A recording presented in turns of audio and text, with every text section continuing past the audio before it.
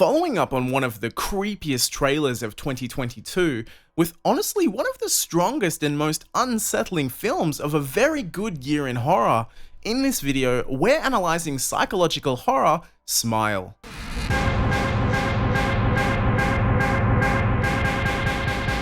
And before we go ahead, be warned, this video will contain spoilers, so be sure to check the movie out before watching our review if you're interested.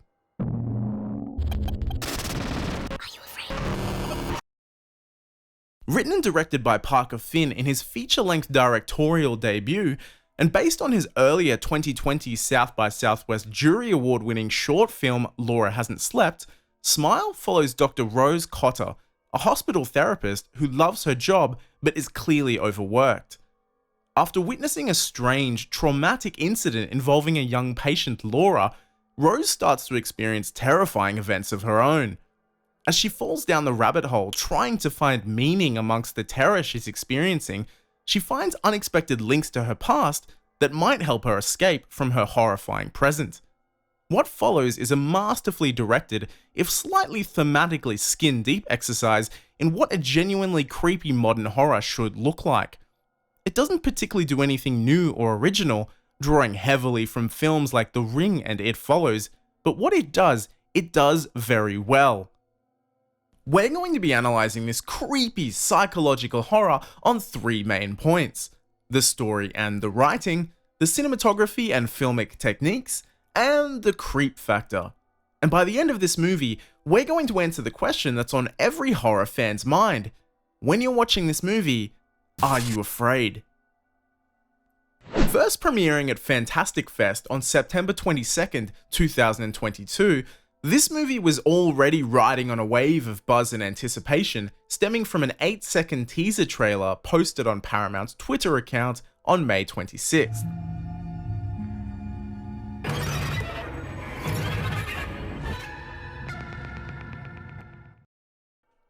That short teaser was enough to catch the attention of millions of horror fans around the world, and the excitement began to build. Paramount followed up on this with a full trailer about a month after, which gave a bit more insight into the premise of the film, subjected us to even more nightmare-inducing smiles, and finished with one of the best scares in the entire movie, which we'll get to later. Now, if you've seen the trailer or the movie, the question of whether or not that particular scene should have been spoiled in the trailer is a debate worth having. But what it did successfully do was light horror Twitter on fire and get a lot of people excited for this movie. That anticipation was sent into the stratosphere prior to launch with the film's unique viral marketing campaign. Bearing some similarities to the marketing techniques used prior to the release of It Chapter 2 a few years earlier, whereby a number of celebrities began posting pictures of themselves on social media in which their followers were quick to notice ominous red balloons floating hidden in the background. Smile also subtly built interest in the film by capturing the attention of people in real-life situations. 1 week before Smile was due for release, people began to spot members of the audience at live sporting events like Yankees and Mets games, hiding in the background of the official television streams, standing completely still and staring directly into the camera, as if they were possessed by some kind of demon. They even managed to photobomb Al Roker on the Today Show.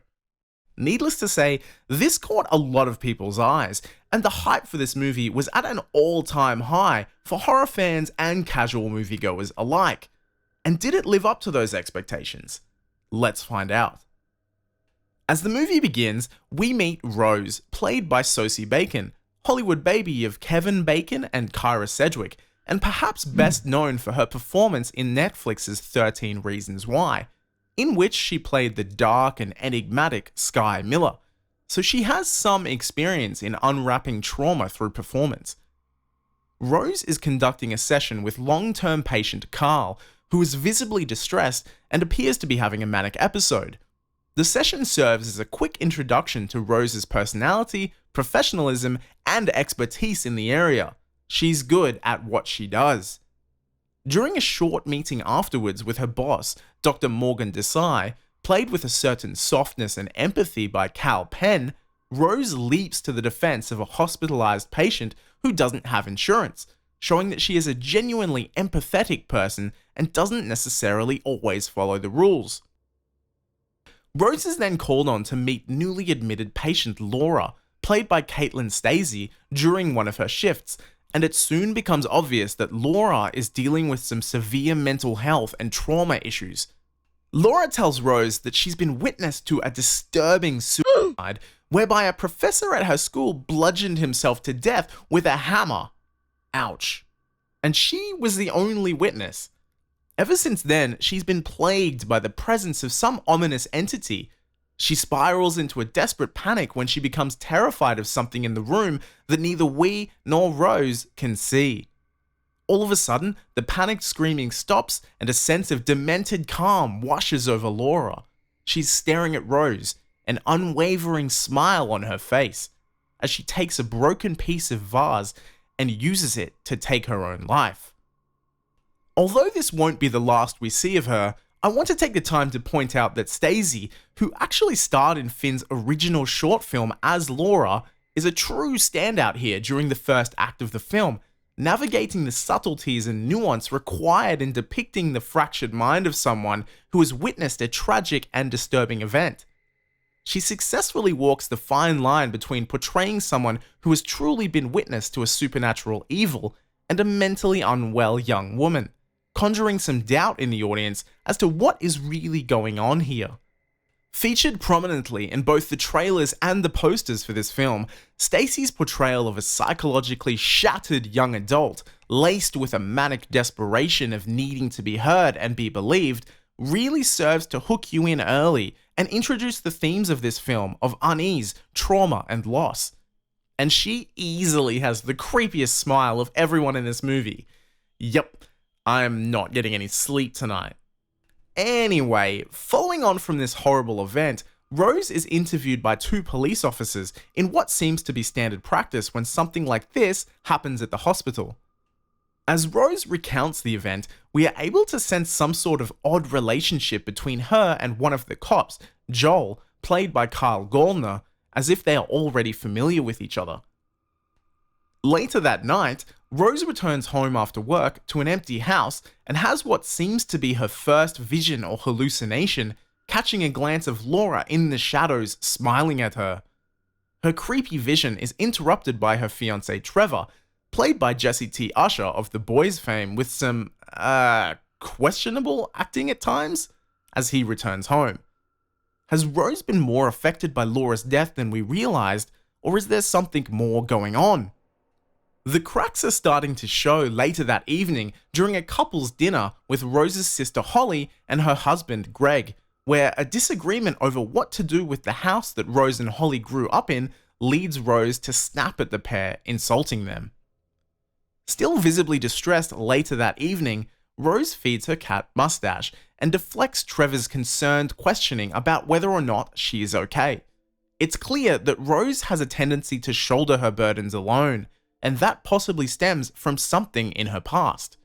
The very next day, Rose gets a surprise visit at work from none other than Officer Joel. He's here to check on her because they didn't get a chance to talk earlier. But his appearance is not well received by Rose, despite his best intentions. Though it's not explicitly stated, Joel and Rose seem to have coupled up in the past, and there still seems to be some latent feelings floating around there. As Rose searches for more information about Laura's case in an effort to make some sense of it all, whilst hilariously highlighting everything on the computer as she reads it, she spots a strange coincidence between Laura's death and the professor's. They were both smiling. These creepy smiles are starting to show up everywhere. As Rose walks down the hall, she passes by Carl's room where he is sitting, perfectly still, staring out into the hall and smiling. Rose doubles back to the room to check on Carl. At first, he is completely unresponsive to her, staring into the void. Then suddenly, he's looking straight at her and screaming, "You're going to die," all the while smiling. Rose calls on security to restrain him. However, when they get to the room, Carl is lying quietly in his bed, asleep. It seems this has all been another hallucination. During another discussion with her boss, it seems that he is genuinely concerned about Rose's well-being, questioning her calls to restrain a placid and harmless patient, pointing to the psychological toll that this job can take on a person, and mentioning that she's been working 80-hour weeks for months.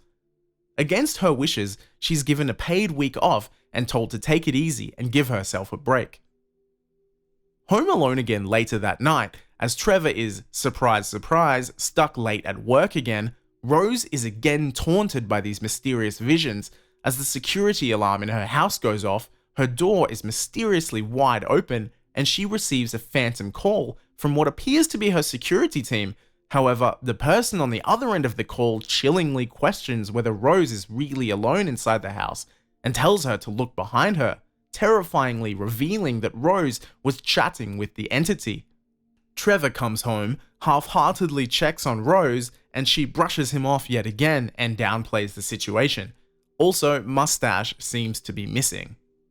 It's clear at this point that things are ramping up, so Rose makes an unannounced visit to see her therapist, Dr. Madeline Northcott, played by Robin Weigert.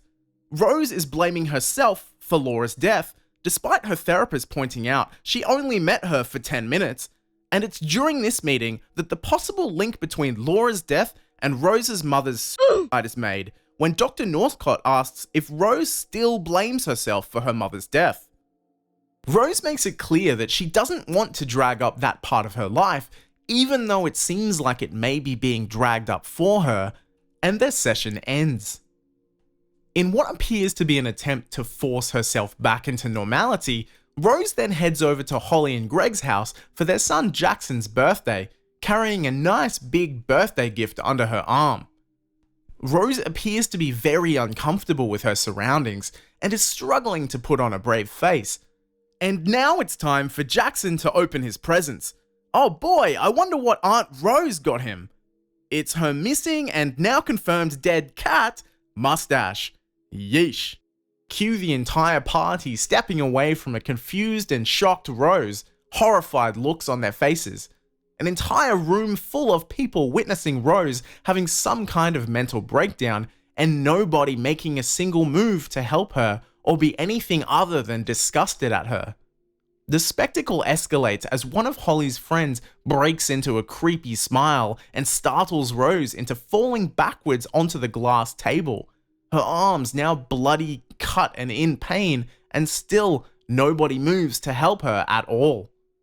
I believe this scene was shot this way to symbolize a microcosm of Rose's entire life. She spent decades shouldering other people's burdens and her own with little to no help from anyone, including her own sister.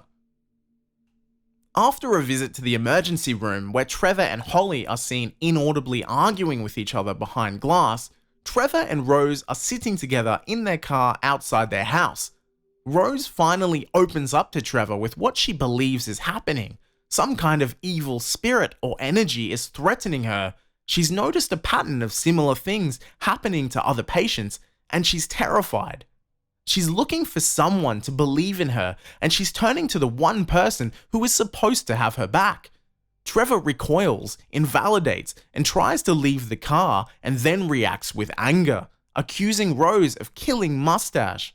It's clear that Trevor is pulling away from her, and she is left feeling truly alone. In her desperation, she turns back to the pattern. With nothing else to lose anymore, the only thing that she has left is finding some answers. She tracks down Mrs. Munoz, wife of Laura's college professor who was also haunted by the curse. His story fits. He would see things, have conversations with himself, do things that he couldn't remember the next day, and then one night, he was gone. Mrs. Munoz shows Rose a room full of his drawings. In what had clearly become an obsession, black and white drawings of human figures smiling litter every corner of the room. The professor's brother had died in an accident 20 years ago, and he had never gotten over it. Another potential link here in experiencing early life trauma, as Rose has had with her mother. But wait, there's an even stronger link between Rose and Dr. Munoz, as the late professor had also witnessed a suicide while attending a conference out of town. Rose has fully committed to the rabbit hole now, and in her desperation, she turns to the one person who she had previously wanted nothing to do with, her ex-boyfriend Joel. Joel's confused as to why she's here, but receptive. Rose has a favor to ask. She partially explains what has been going on to Joel and asks if he can check police records to find out the name of the woman who killed herself in front of the professor. How far back does this pattern go? Joel relents, no questions asked. The woman's name is Angela Powell, and it turns out that Angela was also interviewed about a suicide 4 days prior to her death. Together, Rose and Joel watch security camera footage of a man slicing his own throat at a gas station in front of Angela and smiling while he does it. The pattern continues. Rose returns home and is confronted by Dr. Northcott and Trevor. She feels ambushed and betrayed and tells Trevor that he didn't listen to a word she was saying. Instead, he engaged Dr. Northcott to fix it so that she was someone else's problem. In contrasting this scene with the previous, where Joel had given her the benefit of the doubt and helped her out with no questions asked, Rose has had a small taste of what unconditional support really means. But she has no time for any of this. She has a breadcrumb trail to follow. Rose heads over to Holly's house immediately after to share her findings with her, and once again, her efforts to reach out for help and support are denied. Although, in Holly's defense, Rose really doubles down on the crazy here with her delivery. She's having some kind of breakdown, and it's just like what happened to their mother. Rose sounds just like her. Rose reveals that Holly was never around in the months before their mother died. She abandoned their mother just like she's abandoning Rose now, and she left Rose to shoulder that entire burden alone. Holly tells Rose to leave and not to come back while she's like this. So Rose gets back into her car and tries to calm herself down. She's panicking. Through the car window, we can see Holly walking back down the path towards Rose, presumably to apologize. She knocks on the window and, yeah, it's another haunting vision from the unrelenting entity. Later that night, Joel calls Rose. He's done some research on his own and he's found 20 linked cases and 19 suicides. He wants Rose to finally tell him what on earth is going on. There's a break in the pattern with a man named Robert Talley. He witnessed a suicide just like all of the others, and then 10 days later, he murders a woman he's never even met.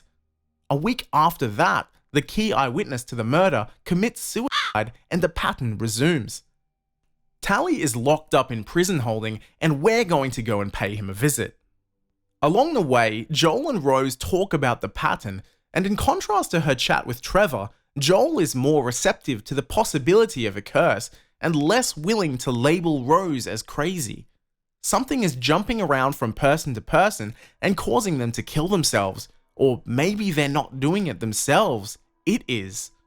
They also establish through the pattern that Rose may only have a week since Laura's death to live, and we're on day 4. Arriving at the prison, Rose meets the sole survivor of the curse, Robert Talley, played by Rob Morgan. He tells Rose that the entity latches itself onto people's trauma and spreads itself onto new victims. Each of the victims witnessed a suicide, and then they became the next victims.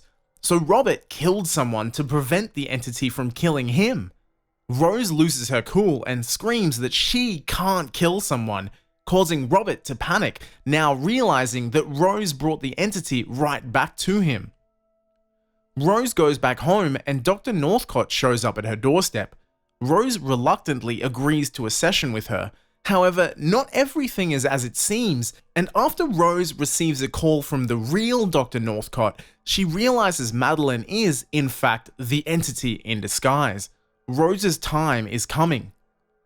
Rose feels backed into a corner. She knows the only way to break this curse and save her own life is to take another.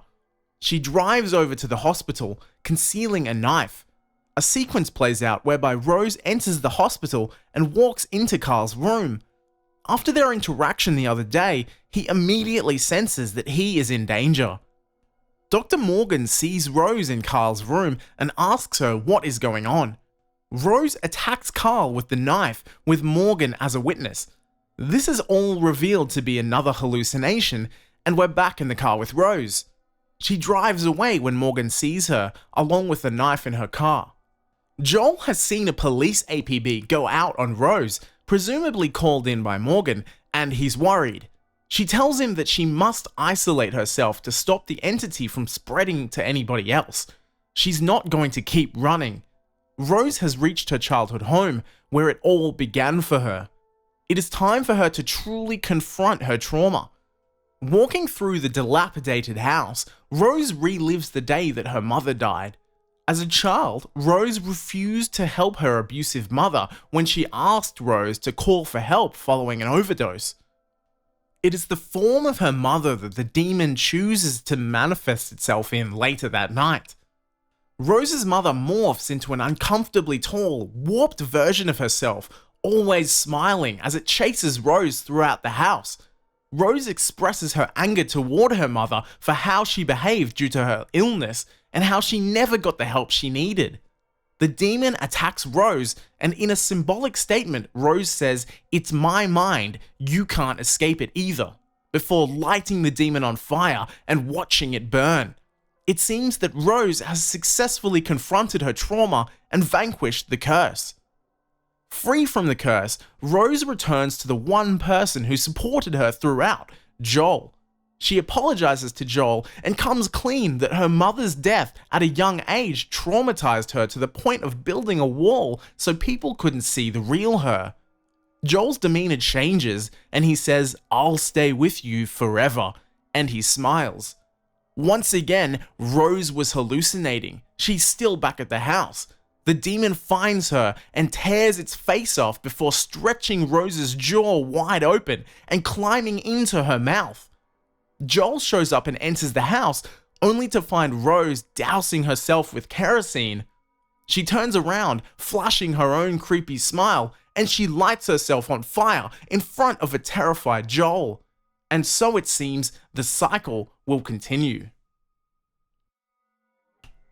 Finn and cinematographer Charlie Saroff are on a mission to make sure we, the audience, hop right onto that downhill slide into insanity along with Rose. He favors Dutch angles, unique framing, and extreme close-ups to really put us in the passenger seat to her journey. Rose's world is presented in a way that we wouldn't expect, to create a sense of unease that parallels the beginning of Rose's downward spiral. Favoring aerial establishing shots, mixing in a few upside-down cityscapes is a common technique in modern horror, however here it's used well enough. Props too to editor Elliot Greenberg, who knows exactly when not to cut a shot in order to induce maximum dread in the audience.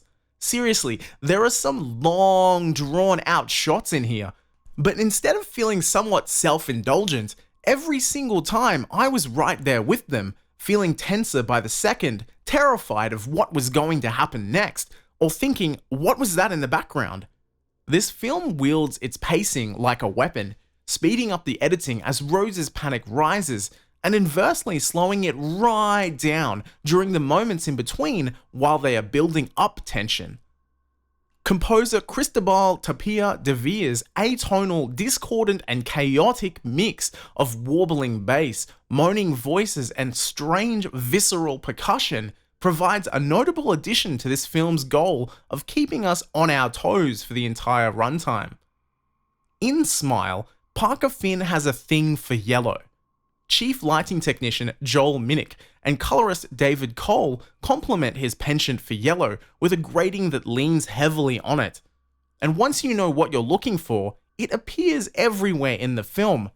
Bright yellow flowers on the coffee table in the interview room at the beginning, housed by a vase which is later used by Laura to kill herself.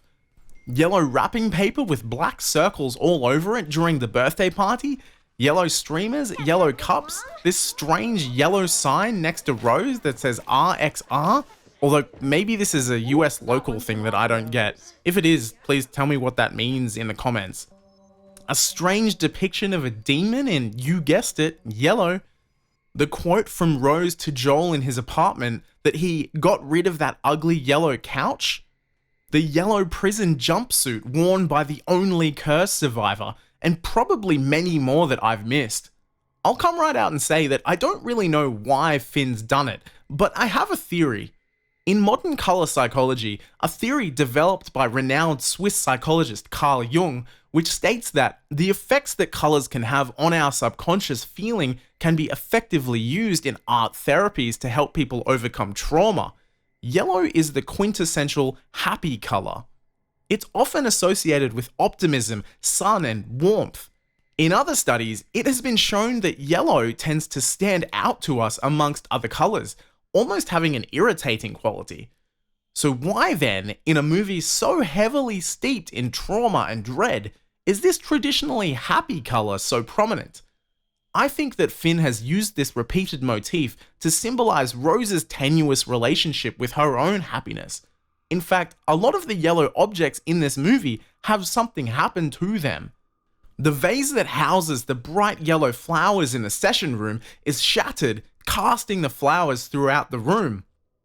The prominent yellow on the wrapping paper torn apart to reveal the body of Mustache the cat. Joel has gotten rid of that ugly yellow couch that he owned throughout Rose and his happy relationship. You see where I'm going with this. And finally, the prisoner who has escaped the curse appears in a bright yellow jumpsuit, perhaps alluding to the optimism that this man can now have about his future. I haven't seen anyone else talking about this, and it's hardly conclusive, but I do believe this motif was used for a reason. If anyone has any further ideas, please drop a comment, I'd love to read it. Okay, so there's one key element used throughout this entire film to elicit chills: people's smiles. And for me anyway, Parker Finn often succeeds in creating a real, tangible feeling of being unsettled by showing a single harmless smile. But why is a smile creepy at all? People smile when they're happy, right? So why do I feel so scared? The filmmaker's subversion of a basic human response into a tool for fear is the result of several different techniques: the actors themselves, their stillness, their eyes, their posture and unnatural stiffness, the shot composition, usually relying on still shots with only slight movement to create tension, thus mirroring the stillness of the actors themselves, the lighting cast across their faces, the audio cues, and maybe a hint of CGI, though the internet seems to be split on that one. Published author and leading psychologist and neuroscientist Dr. Lisa Feldman Barrett has written about how smiles, frowns, and all other signals in your body have no inherent emotional meaning to us, meaning if we were to witness one of these normal physical responses in unsettling and unfamiliar situations, then those outside forces provide 100% of the meaning that we give to that physical response. Smile manipulates our natural expectations by showing people smiling in situations that we wouldn't normally expect them to, or for lengths of time that we wouldn't deem normal. And this is essentially how we can be terrified by a smile. And terrified we are, as Finn subjects both us and Rose to these smiling hallucinations, which could easily stray too far into silliness territory, with largely successful results, with maybe one minor misstep. Speaking of this one part, for me personally, one of the main contributors to this particular scene falling flat was the sound design. After multiple creepy smiling people that were either silent or mumbling to themselves in their regular voice, the movie randomly drops Robin Whitegert's voice a few octaves as she delivers Rose the message that she doesn't have much time left. For me, this modification was unnecessary and came out of nowhere and veered this particular scene too far into the realm of silliness. However, that is one small blemish in what is overall a very careful and particular use of sound design and music. Throughout the film, certain diegetic sounds are played loudly relative to the general ambience of the scene, and this contrast between the room tone and environmental ambience that borders on the quiet side, with the relative loudness of a phone ringing, cracking open a can of cat food, placing a glass down on a table, there's literally hundreds of examples of this. This contrast, in a way, keeps the audience on their toes and helps to build a sense of tension, unease, and unpredictability. And now onto the jump scares. Yes, this movie has jump scares. I wouldn't say it's egregious like in some other horror franchises, but they're definitely a thing. Powered by DeVere's jumpy and frenetic score, as well as a menacing grin, the multitude of jump scares that are in this movie are well executed. As far as jump scares go, they feel earned due to the constant air of tension that the film maintains in between them. No matter how you feel about the technique, there are two particular scenes in Smile that are a masterclass in an effective jump scare. The first takes place when Rose is at home, alone, listening to the audio of her patient Laura's final moments over and over. She thinks she hears something and plays back a specific moment in the recording. Did she hear a voice? She turns up the volume again, and as she does, all the background ambience fades into quiet. Just when we think this mystery audio clip will be revealed, a grotesque spirit appears and shouts in her ear, causing Rose to tumble out of her chair and me to poop my pants. Finn distracts the audience by having them focus on what Rose thinks she hears on the tape. With each gradual increase in the audio's volume, the audience may even believe that they hear something too. And then, when the visual jump scare appears instead, it's a complete surprise and it's genuinely frightening. And the absolute best scare in this entire movie, in my opinion, was spoiled in the trailer. Nevertheless, as the scene appears roughly halfway through the film, after a good level of audience trust has been earned, it still works very well. Rose goes to her sister's house to apologize and show her the evidence she's found on the curse. She pleads with Holly, but it falls on deaf ears, and they have another fight.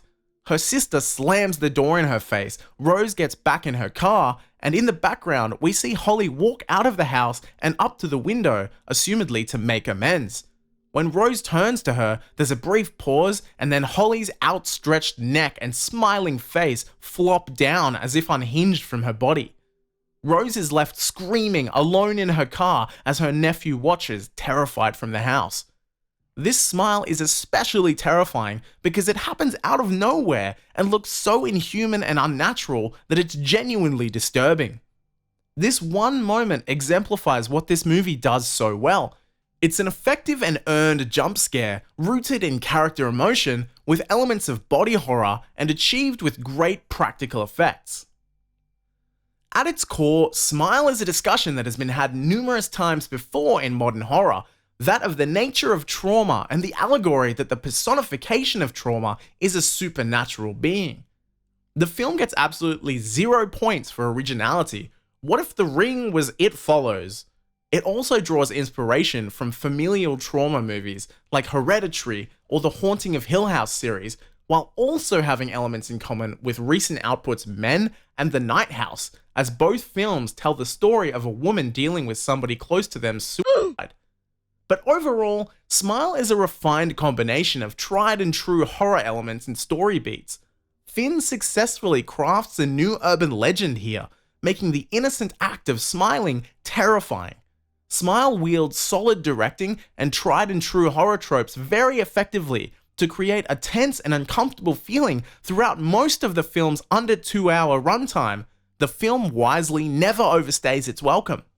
Smile hinges on the strong turn in lead Sosie Bacon, and thankfully she is excellent as Rose, the seemingly put-together, empathetic doctor whose unraveling seems not only to be a response to these extreme events, but also a painful past that she can't shake.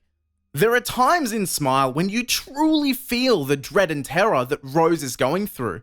However, it falters a bit when it comes to some of the supporting characters, with some uneven performances and an overall lack of proper fleshing out of the side characters. There is no question here that this is the Rose story. And while Rose, Joel, and Laura expertly navigate their roles, the script rarely delves particularly deep into its questions about the nature of trauma and the role that we all have in supporting those who have been affected by it. Parker Finn is content simply starting the conversation that if we are to be accepted and acknowledged by the world, we are expected to be positive, approachable, and happy, no matter what we feel inside. We fight our battles alone, lest others distance themselves from us. He encases this message in a tight, unsettling, and genuinely scary horror film package, and based on the financial success of this film, he's done that very well. Smile is a strong introduction to a very capable horror director in Finn, and I can't wait to see what he does next. And that's my review. If you've made it this far, I just want to say thank you. Making reviews like these is an experiment for this channel, but I had so much fun doing it, so I hope you guys enjoyed it too. Until next time, my name is Spectre, and I'll see you in the next review.